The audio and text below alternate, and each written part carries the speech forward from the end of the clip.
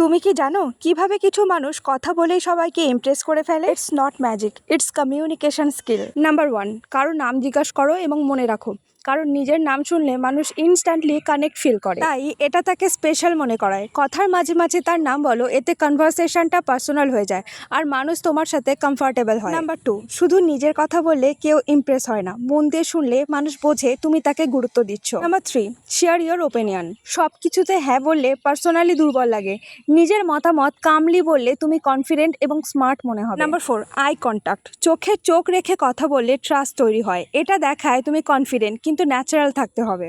Number 5, keep it simple. অপ্রয়োজনীয় কথা বললে মানুষ ইন্টারেস্ট হারায়, শর্ট আর ক্লিয়ার কথা বললেই বেশি এফেক্টিভ হয়। Number 6, smile. একটা সিম্পল স্মাইল কনভারসেশনকে ওয়ার্ম করে তোলে, লোকেরা তখনই তোমার কথা বলতে বেশি কমফোর্টেবল ফিল করবে। এই ছোট ছোট হ্যাবিটসই তোমাকে সবার কাছে আকর্ষণীয় করে তুলবে। Start practising today.